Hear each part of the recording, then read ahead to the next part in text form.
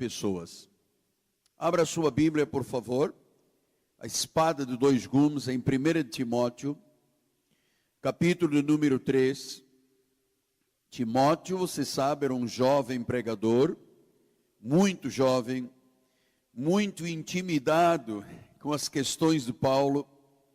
Paulo estava preso, escreveu-lhe 2 cartas maravilhosas. E na 1 Timóteo, capítulo 3, ele fala de algumas virtudes que eu quero compartilhar, que lhe darão o direito de liderar. Paulo escreve dizendo no primeiro versículo: fiel é a palavra.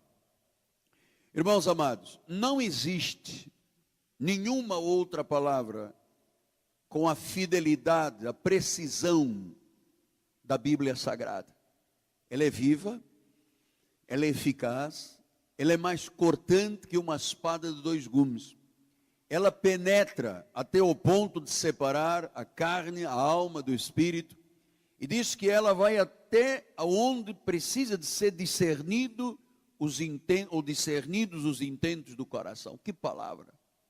Eu dirijo a minha vida somente pela Bíblia Sagrada. Eu tenho até um slogan há muitos anos: se está na Bíblia, diga eu creio. Se está na Bíblia, eu creio. Então, Paulo diz: fiel é a palavra. Amados, creia na palavra. Acredite na palavra. Jogue-se em cima desta palavra. Faça da palavra a âncora da sua alma. E ele diz: se alguém aspira ao episcopado, significa que nós temos que aspirar, temos que desejar. Se alguém deseja ser um pastor, um bispo, ele disse: excelente obra deseja.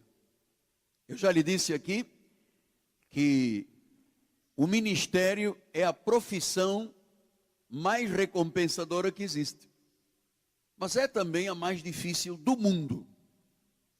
Eu disse, quando alguém aspira a isto, você sabe, a primeira vez que eu entrei numa igreja de cadeira de rodas, depois do meu acidente no exército, depois de 20 cirurgias, placas, parafusos, hastes metálicas, limitações para caminhar, enfim. Quando eu entrei de cadeira de rodas e vi um pregador pregar, eu não sabia que o hábito daquela igreja era mandar levantar a mão, mas eu fiquei o culto todo com as 2 mãos levantadas, dizendo: Senhor, é isso que eu quero. Eu quero ser um pregador. Eu quero assumir esta responsabilidade. Eu estava numa cadeira de rodas, não tinha noção do que era ser um pastor, mas eu almejei. Então ele disse: se você almeja, se você deseja, se você aspira, é excelente. Mas diz o versículo 7, é necessário que ele tenha um bom testemunho dos de fora. Por que Paulo não começou por dizer o testemunho dos de dentro? Ele disse o testemunho dos de fora. Porque são as pessoas lá fora que dizem quem nós somos.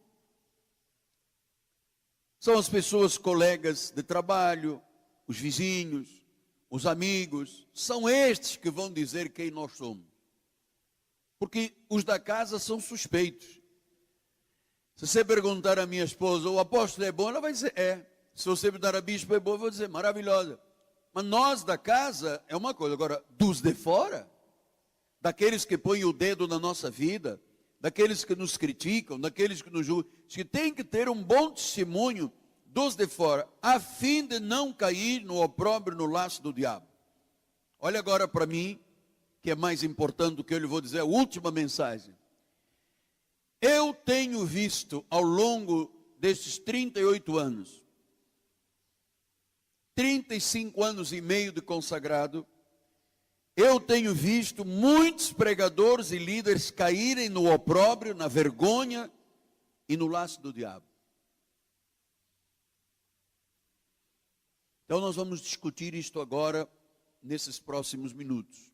Porque olha, amados, nós não ganhamos o favor de Deus por causa da nossa performance.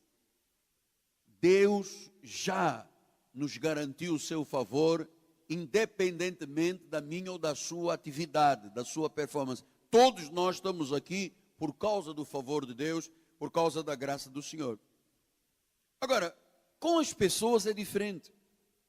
Se nós quisermos liderar, se nós queremos e quisermos liderar pessoas, ouça o que eu lhe vou dizer que é muito importante. Isto eu construí durante toda a minha vida. Se você quer liderar, aspira ao episcopado, deseja o ministério, já chegou aqui, já foi reconhecido, já recebeu imposição de mãos, ouça. Para liderar pessoas, você tem que ter, primeiro, credibilidade. Diga amém. Credibilidade. Segundo lugar, você tem que ganhar o respeito das pessoas. Terceiro lugar, você tem que ganhar o direito de liderar. Porque liderança é influenciar pessoas. Se há pessoas que estão te seguindo, significa que você é um líder. Se ninguém te segue, é porque você não é um líder. Aí as pessoas dizem assim, apóstolo, mas por que o senhor tem lá milhares de pessoas e eu não consigo passar de 20 pessoas? Credibilidade, respeito, direito de liderar. Eu construí isto a duras penas. Porque liderar é influenciar. Quando você sobe num altar, você tem que influenciar. Então, liderança é algo que se ganha. É algo que se conquista. Nós ganhamos o direito de liderar com as qualidades do nosso caráter. Porque senão não é líder, senão é ditador. São as qualidades do nosso caráter que dizem se nós temos realmente credibilidade e respeito das pessoas. Então Paulo diz, aspirou, desejou, olha, é excelente. Você tem um bom testemunho desde fora, maravilhoso. O opróbrio, a vergonha, o laço do diabo não te pegam. Mas para nós sermos líderes, nós temos que almejar. Por que eu quero ser um pastor? É porque isto é bonito? É porque pode ganhar um salário bom? É porque pode reconhecer e ser reconhecido pelas pessoas na rua? Não. Se essas são as razões, não há ministério. Nós temos que ter uma boa reputação. Isso se chama caráter. Olha, eu venho batendo nisto, bispo, todos os dias no nosso ministério, nas nossas reuniões, tanto no meu gabinete quanto com o corpo ministerial. O que é ter caráter? Caráter são aquelas atitudes internas do teu coração. São os valores que estão lá dentro do teu coração. O que é reputação? Reputação é o que as pessoas pensam de você. O caráter é o que realmente você é. Então, o problema nosso como pastores é que às vezes nós nos preocupamos mais com a nossa imagem do que com o nosso caráter. Aliás, eu quero que todos os pregadores do nosso ministério se preocupem com a sua imagem. É muito bonito. As pessoas entram na igreja, elas não veem Deus, elas veem o pastor. Eu me recordo um dia, eu fui pregar uma convenção e todos os pregadores estavam de calça jeans, botas, chinelos, e eu apareci lá de terno e gravata. E eu parecia um ET. Porque ali estava uma prova de desrespeito com a obra do Senhor, um pouquinho mais. A prova de respeito, ali não estava um lugar sagrado. Ali estava uma corja, um grupo de chinelo, de bandalha. Não era uma coisa de Deus. Então eu cheguei, eu pedi desculpa, eu disse, olha, perdão de eu ter vindo vestido como um pastor. Você se lembra que quando Jesus foi preso, ele se vestia como as pessoas se vestiam naquela época, com túnica. E perguntaram a Jesus, quem é ele? Quem é ele? Onde é que está Jesus? Quem é Jesus ali? E Judas disse, não, aquele é quem eu for beijar. Porque ele se identificava como uma pessoa com a roupagem normal. Então qual é a nossa roupa? Qual é a nossa apresentação? para o altar da igreja. Tem que haver esmero. Então, mas nós não podemos só ficar preocupados com a nossa imagem. Eu não subo do púlpito com os sapatos sujos, com a roupa amarrotada, com o rosto de qualquer forma, o cabelo. Eu me cuido. Porque eu quero que você sabe, muita gente no nosso ministério aprendeu a se vestir, a tratar o marido, a tratar a mulher, a tratar os filhos conosco. Esta é a imagem do pastor. Me recordo do pastor Jorão, um dia me disse, eu não sabia me vestir, eu aprendi com o senhor. Eu não sabia me relacionar com uma mulher, eu aprendi com o senhor. É isso que é o ministério, é vida. Jesus disse, eu vim para que vocês tenham vida. Ele não disse, eu vim para que vocês tenham regras e regulamentos. É vida. Então, se nós nos preocuparmos mais com a imagem do que com o caráter, alguma coisa vai ficar errada. Então, você com o seu caráter de líder influencia. E se influencia, você ganha respeito. Se algum líder não tem o respeito do povo, não é líder. O respeito se ganha. Eu nunca, em 35 anos e meio de pastor e 38 anos de igreja, nunca eu cheguei à igreja e disse, você sabe quem eu sou? Nunca. Nunca chamei uma pessoa e disse, você sabe com quem você está falando? Nunca. Sabe por quê? Eu ganhei o direito de liderar. E eu vou lhe explicar como é que isto é feito. Primeiro, se ganha direito de liderar através da nossa integridade. Integridade. Você é um pastor íntegro, é confiável, não tem nada escondido, não teme ser achado fora dos trilhos, então você é íntegro. Eu já tive muitas situações em que, colocada à prova a minha integridade, foi alguns momentos muito difíceis. Por exemplo, 3 vezes, vocês já devem ter ouvido falar sobre isso. 3 vezes eu fui assediado por grupos de lavagem de dinheiro.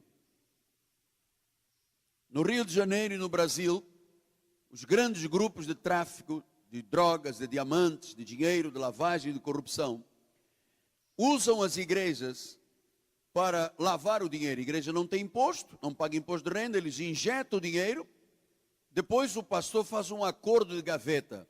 Eles mandam comprar rádio, prédios, lojas, posto de gasolina, em nome da igreja, e depois 35% do dinheiro fica para a igreja e 65% é repassado aos grupos de branqueamento de capitais. E aí o dinheiro ficou limpo.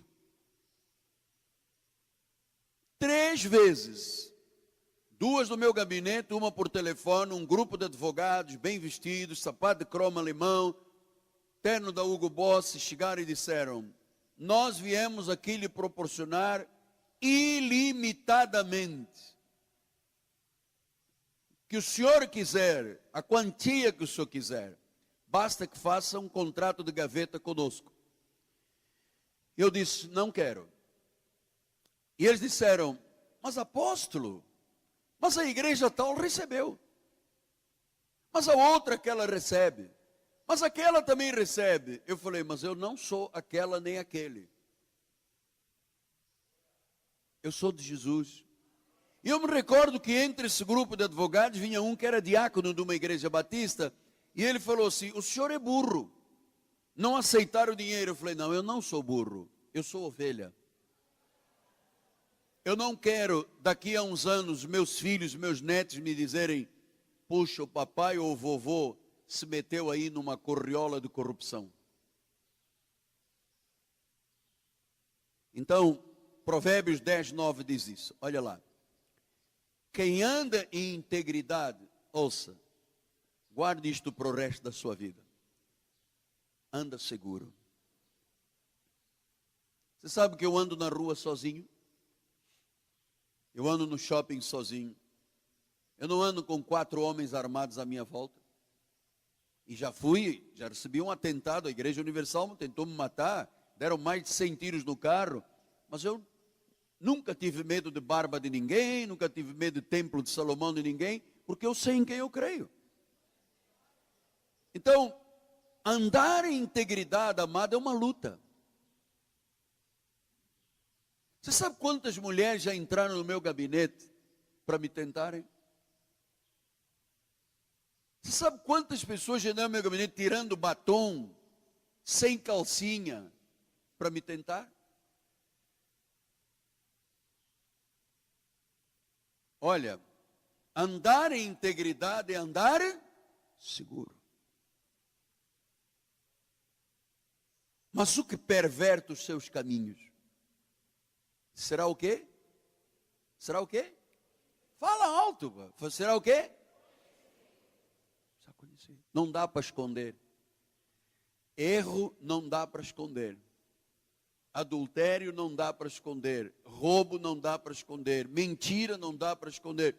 Então, o líder ganha o direito e ganha o respeito pela sua integridade.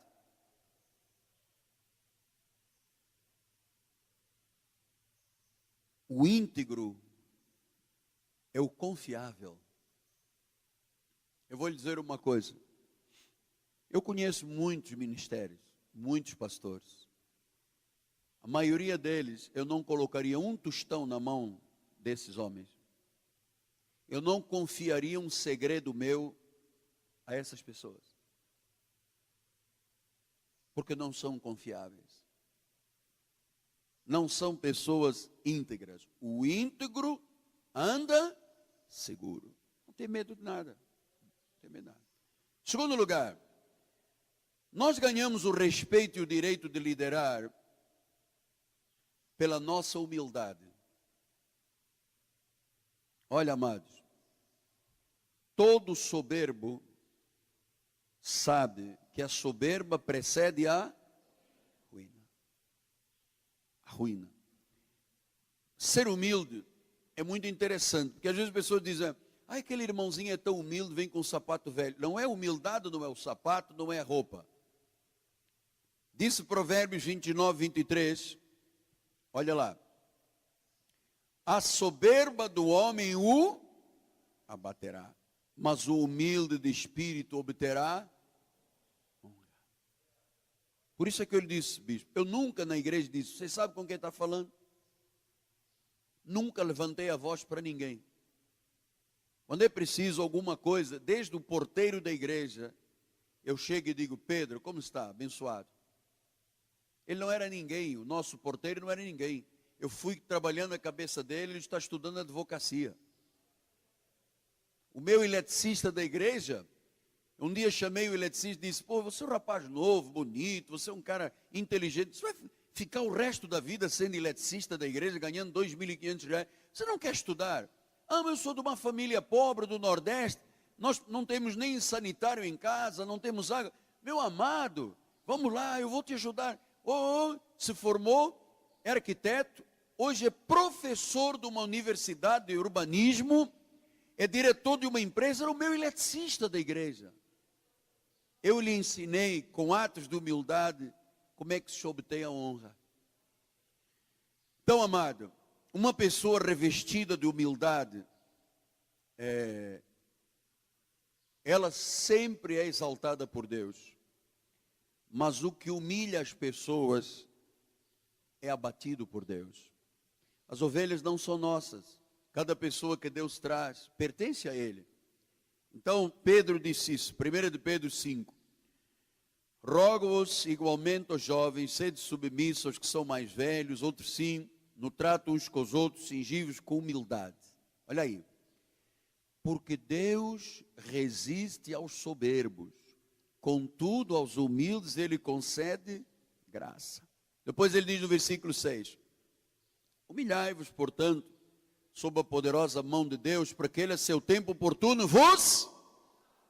É Deus quem tem que exaltar. Não sou eu, não posso fazer isso por você. Você tem que granjear o direito de ser respeitado com a sua integridade, com a sua humildade. Então, pastor, o senhor nunca erra? Erro. E o senhor pede desculpa? Peço perdão. Eu peço perdão. Quando eu erro, eu peço perdão. Peço tudo, por favor. E isto vou lhe dizer, amado, isso é bíblico. Isso Deus quer. O líder tem que ter essa integridade, tem que ter esta prova de humildade, amado. E eu vou lhe dizer, muitas coisas que fazem às vezes à minha volta, eu tenho vontade de repostar. Mas eu tenho uma filosofia. É melhor ter paz do que ter razão. Eu trato isto na minha relação, na minha casa, com os amigos, com os irmãos. Eu digo uma coisa, a pessoa não entende da forma, quer dizer contrário, eu digo, eu prefiro ter paz do que ter razão. Porque senão você vai entrar numa discórdia. Isto é um ato de humildade.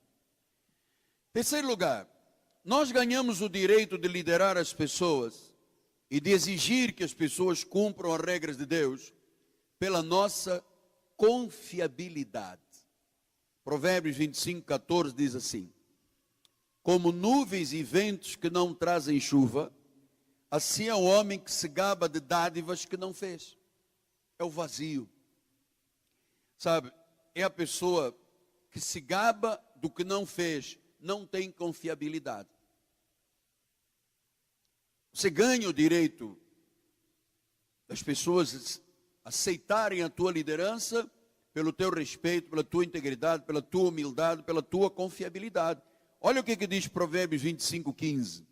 A longanimidade persuade o simples, o príncipe, mas a língua branda esmaga os ossos. É melhor estar calado do que ter razão. A língua branda. Gabar do que não se fez, prometer e não cumprir, isto não é bíblico. Bíblico é o líder ser confiável. Se você dá a palavra, meu amado, ainda que tenha que morrer, tem que cumprir. Tem que cumprir.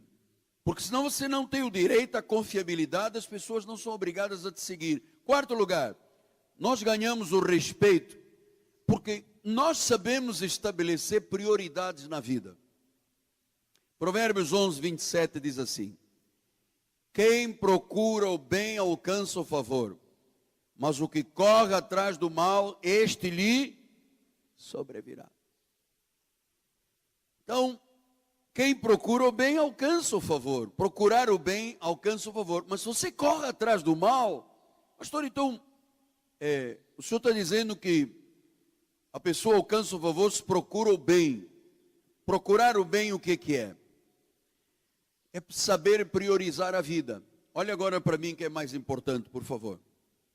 Quais são as tuas prioridades? Eu vou lhe dizer quais são as prioridades. Claro, primeiro o reino. Nunca diga assim, eu não estou aqui para servir a homens. Isso é uma hipocrisia. A nossa bispa de Portugal tem a mania de dizer isso no altar. Eu não estou aqui para servir a homens. Não é do homem que vem o meu salário. Eu não obedeço a homens. Perdeu metade da igreja. Sabe por quê? Que as pessoas foram lá e disseram, então, mas se a senhora não obedece a homens, nós também não vamos obedecer a senhora. 150 pessoas foram embora. Então, você tem que saber uma coisa. Uma pessoa que viva 70 anos no Brasil, ele viveu 25.550 dias. Quais são as prioridades da tua vida? Primeiro, a sua família. Não caia no erro que o apóstolo caiu durante anos. Que eu não vi os meus filhos mais velhos crescer. Não cresceram muito, mas não os vi crescer. Eu estava na batalha, agora com estes não. Estes andam comigo, andam conosco, participam da minha vida, são os mais novinhos. Mas os mais velhos não sabia priorizar a família. Amado, você tem uma família. Você não pode ser exemplo para as famílias se você não priorizar a sua família. Segundo lugar, os seus filhos. O seu lar. As armas espirituais do mal no Brasil estão lançadas contra as famílias. Você sabe que em Brasília tem leis contra as famílias, correndo, para destruir o espírito da família? Então, nós temos visto muitas famílias destruídas no ministério. Quando o casal deixa de ser fã um do outro. Quando você diz assim, a pessoa que eu mais admiro na vida é minha mulher, a pessoa que eu mais admiro na vida é o meu marido. Quando isto desaparece, As pessoas começam a admirar outras pessoas. E não é bom, não é de Deus. Então, o casal tem que ser fã um do outro. Os filhos, amado, têm que ter o aconchego dos pais. Você sabe, onde eu ando, as minhas filhas mais velhas ficam o dia inteiro com o WhatsApp atrás de mim. Papai, como é que você está? Papai, beijo, manda aquele coração pulsando. Meu pai. Os meninos pequenos fazem a mesma coisa. Eu e minha esposa, só eu fui lá atrás pegar os meus telefones, está cheio de mensagens da minha mulher, dos filhos. Amado, isso é muito importante. Você dizer ao seu filho, eu te amo, senta aqui no meu colo se é pequeno. Sabe, olha, nós temos gente adulta na igreja que os pais nunca disseram, eu te amo. Nós temos gente na igreja que recebeu o primeiro abraço de um pai, fui eu. Gente adulta. Há pouco tempo nós temos o doutor Paulo e o Arthur, da Beth. O Arthur disse, apóstolo, meu pai era tão violento, tão agressivo, batia nos filhos. Ele batia já pelo futuro mal que os filhos iam fazer. O filho apanhava e disse, mas por que o senhor está me batendo? Não, porque semana que vem você nunca ganhou um beijo do pai. Nunca ganhou um abraço do pai. Nós temos essa função, o aconchego, priorizar a família, ter tempo com a tua família. Atenção, a vida conjugal dos casais dos líderes. Eu me recordo que alguns anos atrás veio um presbítero com a esposa chegou e disse, apóstolo, fale com meu marido, há 9 meses que nós não temos uma relação sexual. E eu olhei para ele e disse, presbítero, 9 meses? E ele disse, já se passou esse tempo todo? O casal evangélico tem que saber que a vida conjugal foi ordenada por Deus. E se você passa uma semana, 2, 3, um mês, a Bíblia diz que por causa da incontinência, Satanás entra na relação. Está bem que você se consagra à oração e tal, mas essa coisa de ficar em oração 9 meses não existe, amado. Não existe. Deus não te deu uma mulher para você chamar de mamãe. Sabe essa coisa? Está aqui mamãe, está aqui papai. Como é que você vai deitar na cama com a mamãe? Ou com o papai? Papai, dá aqui um beijo na boca com a língua. Não, você é minha filha, eu sou o papai. Amada, eu vou lhe dizer uma coisa, tem gente que não liga para isso. E o diabo adora quem não gosta disso. Mas Deus te deu um marido, uma mulher, e Ele disse que você tem que dar o direito que o marido tem. O teu corpo não é teu, é do teu marido. O teu corpo não é teu, é da tua esposa. Então tem que pegar.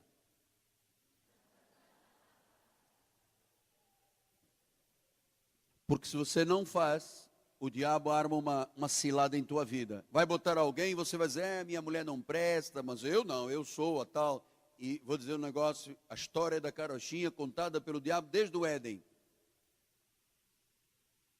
Então você sabe, eu tenho que encorajar isto, porque nas conversas que eu tenho por trás dos panos, eu às vezes pergunto, bispo, o senhor tem vida conjugal? Ih, apóstolo, já se passaram 2 meses, 3 meses. Às vezes eu chamo, quando eu ouço lá, tem uma história, tem uma pastora aí chorando e tal, subindo pelas paredes, tomando limonada gelada de não aguentar mais. Eu chamo. Mando tomar gengibre, assim, uma coisa mais forte, ovo de codorna, amendoim. Que nós estamos na obra. A maior obra que você tem é cuidar do teu marido e da tua esposa. Então tem que sim. 1 Timóteo 5,8. E arranjei um problema para alguém esta. Vamos lá. 1 Timóteo. Ora, se alguém não tem cuidado dos seus, especialmente dos da própria casa, tem negado a fé e é pior que o descrente. Então, onde é que começa a minha fé e a minha espiritualidade? Dentro da minha casa. Pastor, mas minha mulher tem sempre dor de cabeça todo dia. E isso é conversa fiada, meu. Não acredito nessa dor de cabeça. Mas o meu marido fica dizendo que está muito cansado. Toma-lhe um energético, um Red Bull. Pô. Red Bull. Tá. O cara levanta voo. Tem que cuidar dos da casa, amado. E a casa, às vezes, é uma mulher que está ali do lado, desesperada, não tem um carinho, não tem uma atenção, não tem um gesto de amor, não tem uma flor, não tem um SMS, não tem linda, maravilhosa, gostosa, não tem nada. Mas o pastor na igreja fica elogiando as outras da igreja. Não, senhor, tem que começar com a tua esposa. Tem que começar com o teu marido. Ih, mas apóstolo, meu marido, mas como? O irmão já viu, quando casamos ele não tinha essa barriga. É verdade. E você tinha tudo em pé? Não tinha. Também baixa. E baixa. E baixa. Baixa tudo, meu irmão. A ação da gravidade é terrível. Eu sempre que eu já operei o lifting, cai tudo. Então não venha com desculpa disso. Tratos da casa. Provérbios 11, 29. O que perturba a sua casa. Ai, olha aí, olha o que diz esse sábio. O que perturba a sua casa herda o vento. E o insensato é servo do sábio do coração. Se você dentro da sua casa não está bem, você vai herdar vendaval dentro da sua casa. Nós ganhamos o direito pelas prioridades. Quinto lugar, nós ganhamos o direito pela nossa generosidade. Você sabe, o povo da igreja gosta de ver no seu pastor generosidade. Provérbios 11, 24 diz: a quem dá liberalmente ainda se lhe acrescenta mais e mais, ao que retém mais do que é justo, se lhe há pura perda. Eu sou um homem, por natureza, generoso. Eu tenho uma lista, eu posso falar isso aqui porque estamos longe do Rio. Do meu gabinete tem uma verba que eu ajudo. É um homem de cadeira de rodas. Coitado, só Deus sabe, se não fosse eu, ele morria de fome. É um pastor que é cego.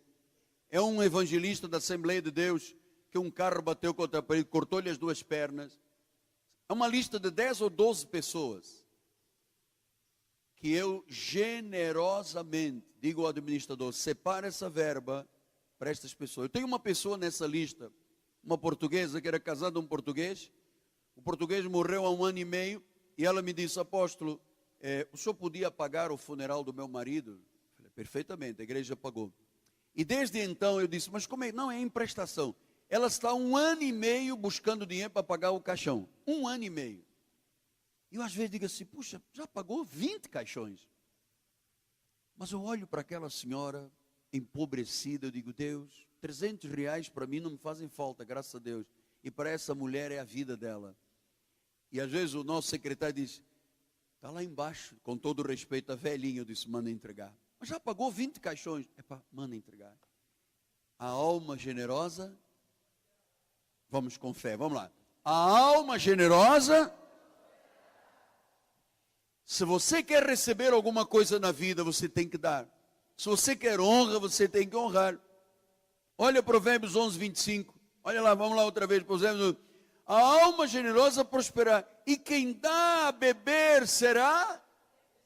Você sabe uma coisa? Eu tenho a certeza que a mim e a minha descendência nunca nada faltará. Porque eu sou generoso semeador. E pela minha generosidade eu ganho o respeito das pessoas. Sexto lugar, eu ganho respeito pela minha espiritualidade. Você sabe, as pessoas gostam muito de ver um pastor ou pastora espiritual, fazendo de Deus a sua prioridade. Provérbios 3, 4, 6 diz isso.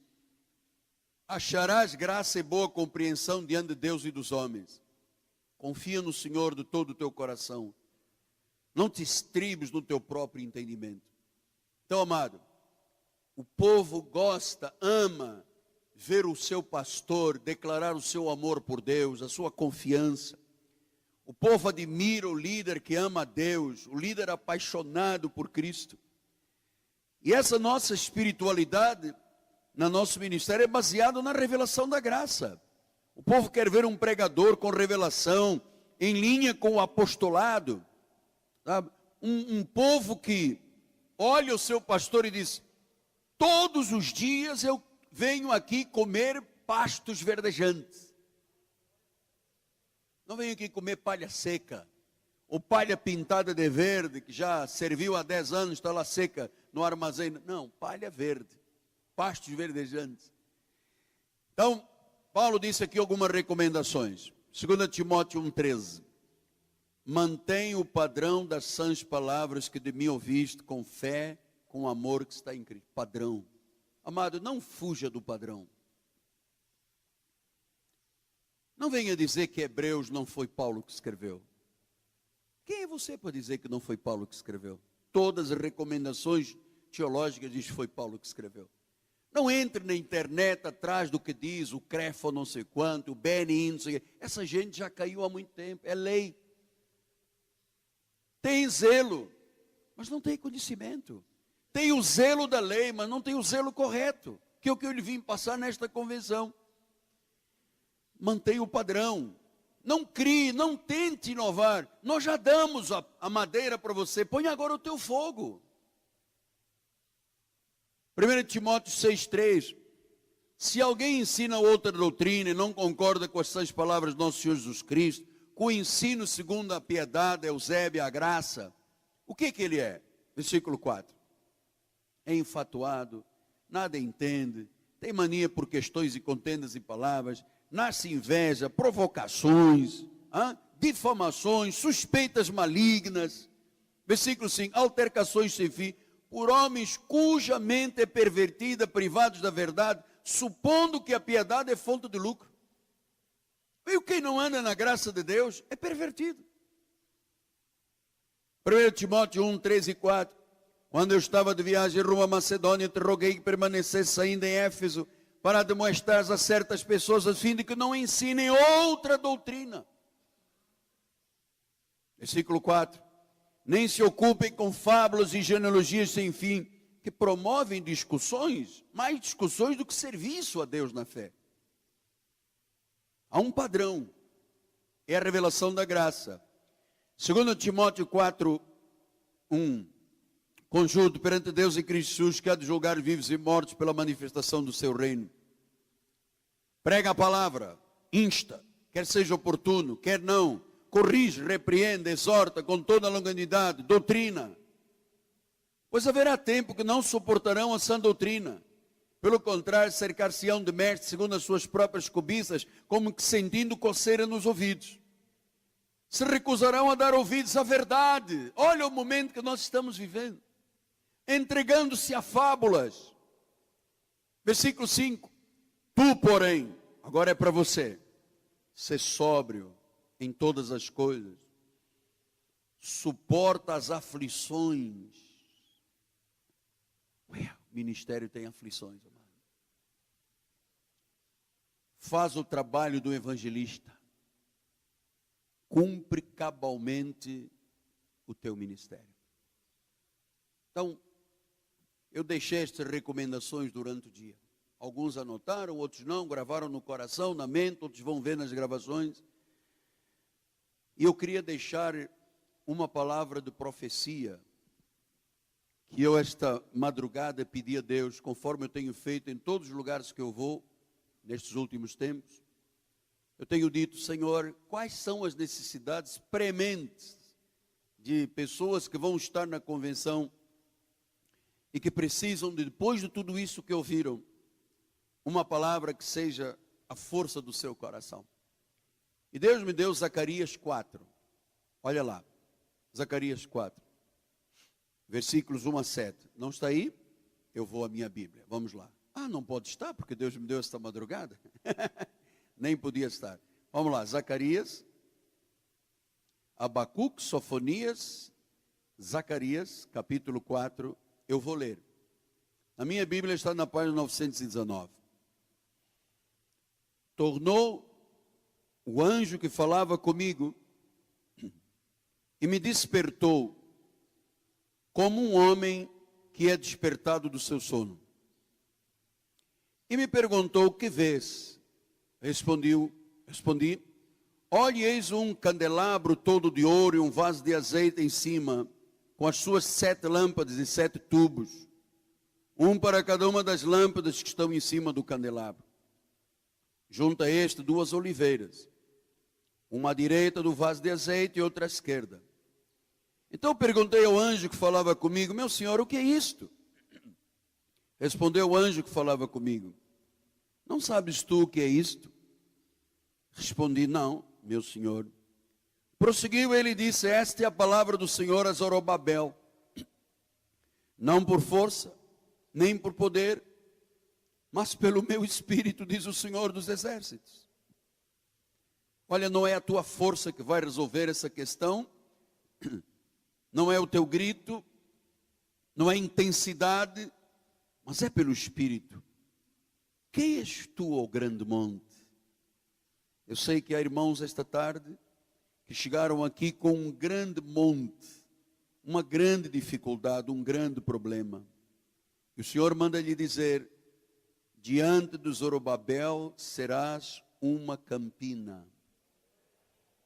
Porque ele colocará a pedra de remate em meio a aclamações.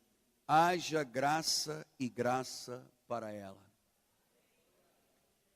Então, se você hoje está aqui conosco e diante de você há um grande monte, como seu profeta, eu mando a palavra sair dos meus lábios como profecia, ele dizendo que Deus vai transformar esse monte numa campina. Deus vai transformar essa crise numa campina. Deus vai transformar essa doença numa campina. Deus vai transformar essa luta que você está tendo, essa batalha violenta, interna, sangrenta, numa campina. E é Ele que vai colocar a pedra de remate dentro do teu ministério, amado. Não temas a voz de estranhos, não temas aquele que tenta te intimidar. Deus é contigo. Quem contigo não ajunta espalha, quem não é a teu favor é contra. É Ele que colocará a pedra de remate, é Ele que vai dar o jeito, o acerto, a solução, o caminho, é Ele. É Ele quem colocará a pedra de remate. Pedra de remate era aquela última pedra da construção que segurava todas as pedras daquela construção. É Ele que hoje colocará a pedra de remate no meio das aclamações. Haja graça e graça para ela. É por graça, não é por força, não é por poder, é pelo Espírito do Senhor. É pelo Espírito do Senhor. Que essa pedra de remate, aquilo que está faltando para você ver a glória de Deus, está sendo colocado agora na tua vida. Pastor, só falta um pequeno detalhe para eu comprar aquele terreno. Fechou hoje. Só falta um pequeno detalhe, um grande... Deus colocou a pedra angular, a pedra de remate. Sabe quem é a pedra de remate? É Jesus Cristo. A tua construção jamais cairá se ela tiver uma pedra viva de remate que se chama Jesus. O teu ministério está seguro. Cumpre cabalmente este ministério em nome de Jesus. Amém? Eu quero terminar. Eu quero terminar com uma palavra. Quero que você saiba, mais uma vez, que ser pastor é o trabalho mais difícil do mundo. É o trabalho mais recompensador, mas é o mais difícil. Você encara forças malignas, você encara joio, você encara lutas que você não vê com os seus olhos, você trabalha com pessoas voluntárias, você sabe que às vezes é imprevisível o que vai acontecer com um, o que vai acontecer com outro. Mas vocês têm dado as vossas vidas para servir a Deus, para servir as pessoas, para servir as famílias, para servir a homens, mulheres, jovens. E hoje eu quero lhe dizer apenas do meu coração, meu nome, nome da minha esposa, eu quero lhe dizer muito obrigado. Muito obrigado por você orar por mim e pela Igreja Cristo Vive. Muito obrigado por você receber a graça e pregar a verdade. Muito obrigado a você e sua família, que são um exemplo para mim. Muito obrigado a você ser paciente quando você é questionado ou julgado por ovelhas do teu rebanho. Muito obrigado pelas horas de estudo que você tem dedicado à graça. Muito obrigado por você continuar aprendendo. Muito obrigado por você ser uma pessoa de caráter íntegra. Muito obrigado por você suportar as lutas de um pastor. Muito obrigado pelos casamentos, pelos funerais, pelos encontros, pelas festas, pelas sociabilidades da igreja. Muito obrigado por você prometer e cumprir a sua palavra. Muito obrigado pela sua coragem, pela fé, pela luta evangélica. Muito obrigado a você que faz a diferença. Muito obrigado porque você está preocupado em expandir o reino. Muito obrigado por você ser modelo de generosidade. Muito obrigado pela sua grande fé em Jesus. Muito obrigado por você não fugir das decisões difíceis. Muito obrigado por você pagar o preço do ministério. Muito obrigado por você estar ao lado das pessoas nas horas das tragédias, do luto, dos problemas, das crises. Obrigado. E eu quero terminar dizendo, eu quero ser o seu grande amigo. Porque além da dureza e da dificuldade do ministério, o ministério também é algo muito solitário. A solidão do ministério dói. Eu quero que você saiba que eu quero ser o seu amigo. Eu quero orar todos os dias por você. Eu quero acompanhar e compartilhar da tua visão ministerial. Eu quero servir com você a sua igreja de hoje e até a eternidade. Muito obrigado. Eu volto para casa encorajado por causa do amor, por causa da dedicação, por causa da tua vida, em nome de Jesus. Assim seja, assim diz o Senhor.